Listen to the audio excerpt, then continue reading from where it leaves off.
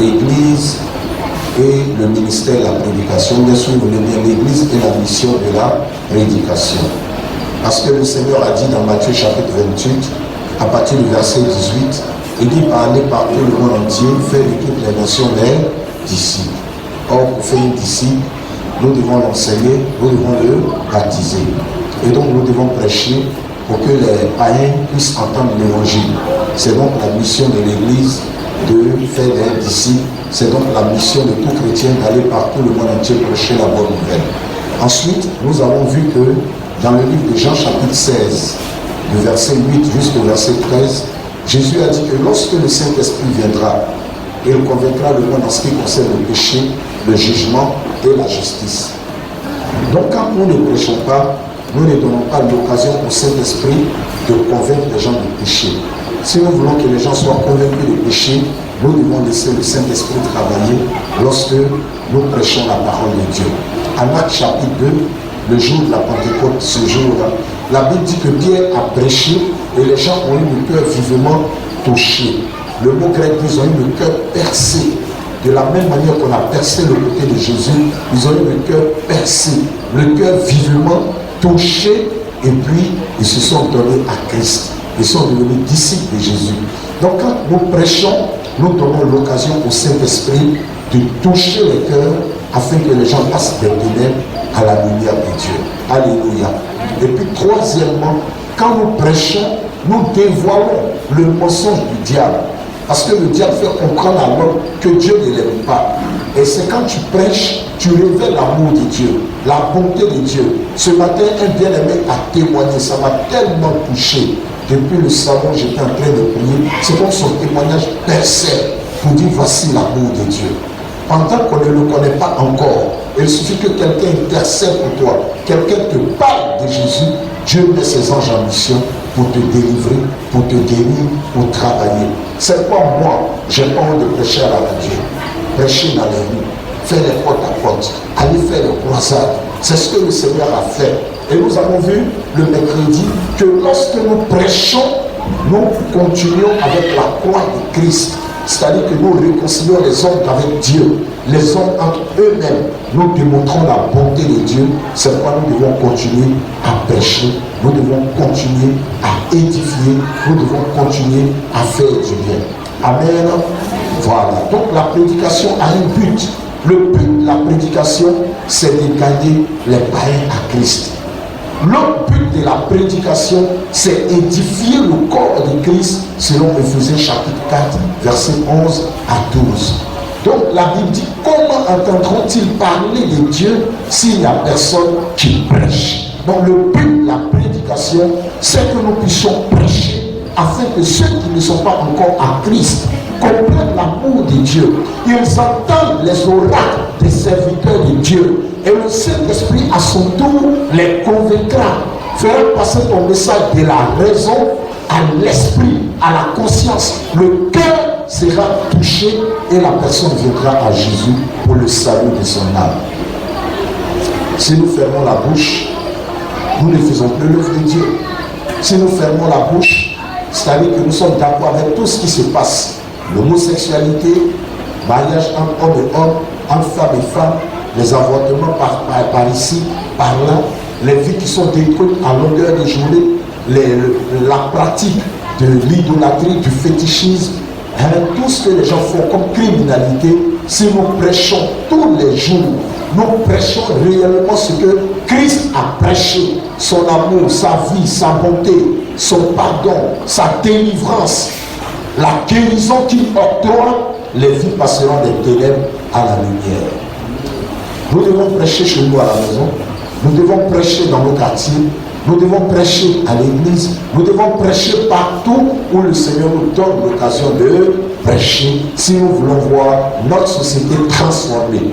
Nous voulons une réelle indépendance. La Bible dit c'est pour la liberté que Christ nous a affranchis. Demeurons donc fermes pour ne plus tomber sous le joug de la servitude. Et dans Jean 8, le verset 36, la Bible dit, si le Fils de l'homme vous affranchit, vous serez réellement libre.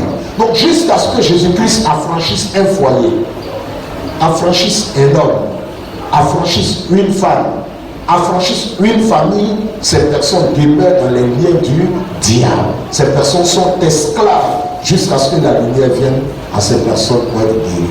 Quelqu'un dit avec moi Amen. Amen. Quelqu'un dit avec moi Amen. Amen. 1 Corinthiens chapitre 1, nous allons encore lire le thème 1 Corinthiens 1, verset 18 à 23. Car la prédication de la croix est une folie pour ceux qui périssent, mais pour nous qui sommes sauvés, elle est une puissance de Dieu. Aussi est-il écrit, je détruirai la sagesse des sages et j'anéantirai l'intelligence des intelligents. Où est le sage? Où est le scribe? Où est le disputeur de ce siècle? Dieu n'a-t-il pas convaincu de folie la sagesse du monde? Car puisque le monde, avec sa sagesse, n'a point connu Dieu dans la sagesse de Dieu, il a plu à Dieu de sauver les croyants par la folie de la prédication. Les Juifs demandent des miracles et les Grecs cherchent la sagesse. Le verset 23, nous prêchons Christ crucifié, scandale pour les Juifs et folie pour les païens. Le verset 23 nous dit ce que c'est que le fondement d'une prédication chrétienne. Alors quel est le fondement de la prédication chrétienne? Le verset 23, le fondement, Christ. Christ et sa croix. Alléluia. Christ et sa croix. Prenons le chapitre 24, on va voir quelque chose. Alors Jésus leur dit, ô homme sans intelligence, et dont le cœur est là à croire tout ce qu'ont dit les prophètes, ne fallait-il pas que le Christ souffrisse ces choses et qu'il entrât dans sa gloire? Alors qu'est-ce que les prophètes ont enseigné? Que Christ devait venir souffrir. Donc le message biblique est christocentrique. Christ est au centre de la Bible. Même quand je prêche sur le foyer, je ne dois pas oublier que le message biblique est christocentrique. Quand bien même je voudrais faire intervenir ma sociologie, ma psychologie, le sens intellectuel, bien que ces choses soient importantes et que Dieu travaille par son esprit, je dois comprendre que le message biblique est christocentrique. Tout est en Christ. Même si tu es philosophe, que tu voudrais prêcher ta philosophie, 1 Corinthiens 1 dit, Dieu traite de fou, Dieu traite de bloquer, de limiter toutes ces sciences. Parce qu'il y a des choses que la science ne peut apporter si ce n'est la main de Christ. Et ce matin, le témoignage l'a confirmé. Ce que Dieu a fait dans la vie de notre bien-aimé, que la médecine n'était pas capable de faire. Alléluia. Et le message de la croix nous dit que nous devons privilégier notre relation avec Dieu, avec nous-mêmes et avec les autres. L'aspect vertical de la croix te dit, travaille à ta relation entre toi et ton Créateur. Donc tout message que nous prêchons doit glorifier Dieu. Malheureusement, il y a des messages qui glorifient que les prédicateurs, qui glorifient leurs enfants, qui glorifient les hommes, et qui ne parlent pas de Jésus, qui ne parlent pas de Dieu, qui ne révèlent pas l'amour de Dieu, ni sa connaissance, ni son travail. N'oubliez jamais. Dans Jean 16, il est dit que lorsque le Saint-Esprit viendra, il ne vient pas te glorifier toi. Le verset 13 dit, il vient pour glorifier Christ. Quand le Saint-Esprit vient, il vient glorifier la personne de Jésus, les œuvres de Jésus, la parole de Jésus. Voici ce que le Saint-Esprit vient glorifier. La parole de Christ, les œuvres de Christ. Alléluia. La personne de Christ. Cette parole, parce qu'il a parlé comme jamais homme n'a parlé. Il dit, celui qui m'a vu a vu le Père. Quel homme qui a une fois dit ça sur la terre? Il n'a même pas 40 ans. Il dit avant qu'Abraham, votre père, fût moi, je suis né avant Abraham. Je suis là avant Abraham. Vous avez une fois entendu quelqu'un dire ça? Il dit, je voyais Satan tomber du ciel comme un éclair. Quand on faisait la guerre angélique, Michael combattait, j'étais là. Tu as une fois entendu un prédicateur dire de telles choses que lui il était là. Tu as une fois entendu un roi, un président dire, avant que votre grand, mon arrière grand-père de soi, moi j'étais là et puis je voyais mon grand-père venir au monde.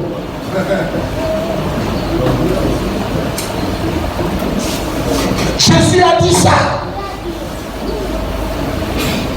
Si le Saint-Esprit ne soutient pas ta prédication, quand tu dis ça aux hommes, on ne dirait pas que tu es fou.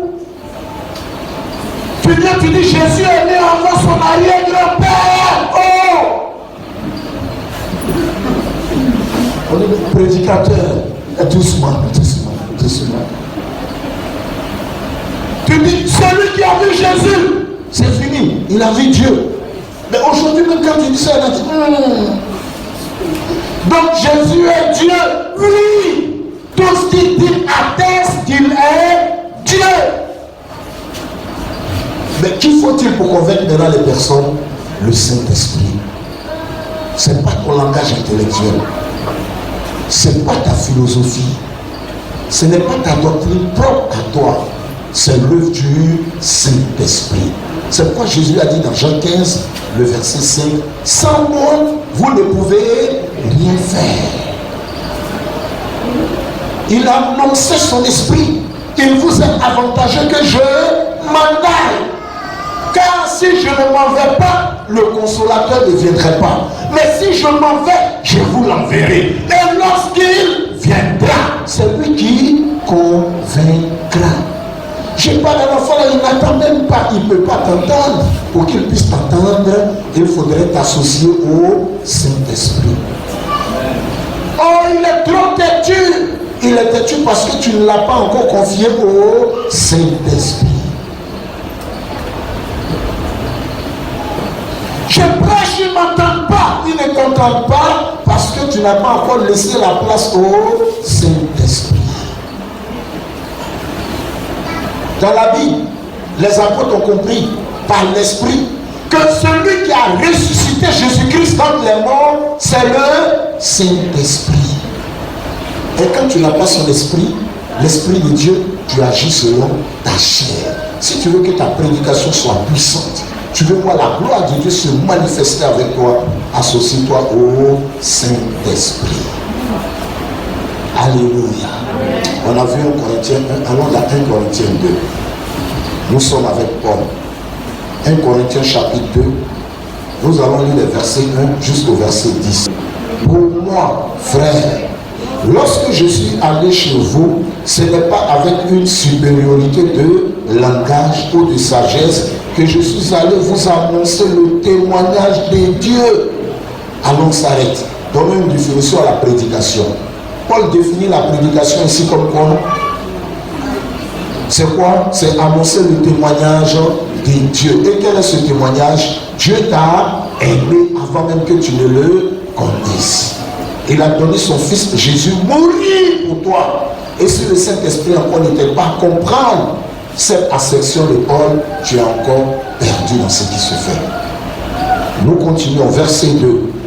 Car je n'ai pas eu la pensée de savoir parmi vous autre chose que Jésus-Christ et Jésus-Christ crucifié. Verset 3. Moi-même, j'étais auprès de vous dans un état de faiblesse, de crainte et de grand tremblement. Verset 4.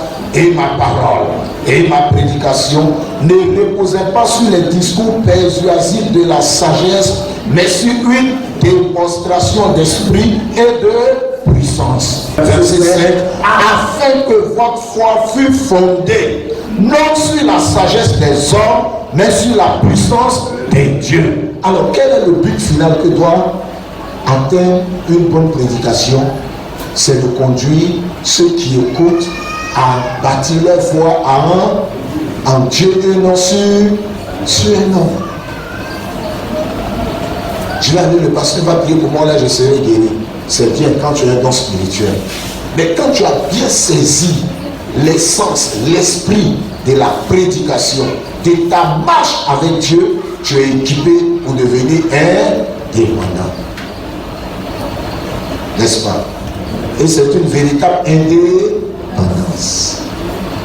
Tu n'es plus prisonnier de monsieur Satan et de ses œuvres. Nous continuons. Verset 6. Cependant, c'est une sagesse que nous prêchons parmi les parfaits. Sagesse qui n'est pas de ce siècle, ni des chefs de ce siècle qui vont être anéantis. Verset 7. Nous prêchons la sagesse de Dieu, mystérieuse et cachée, que Dieu, avant les siècles, avait destinée pour notre gloire. Verset 8. Sagesse qu'aucun des chefs de ce siècle n'a connue, car s'ils l'eussent connue, ils n'auraient pas crucifié le Seigneur de gloire. Verset 9. Mais, comme il est écrit, ce sont les choses que l'œil n'a point vues, que l'oreille n'a point entendues, et qui ne sont point montées au cœur de l'homme. Des choses que Dieu a préparées pour ceux qui l'aiment. Dieu les a révélées par l'Esprit, car l'Esprit sont tout, même les profondeurs de Dieu. Quelqu'un a dit avec moi Amen. Oh, c'est un texte qui est riche pour nous donner des riches enseignements sur la prédication. Alors ici, on ne peut pas tout développer vu le temps, mais on peut quand même parler de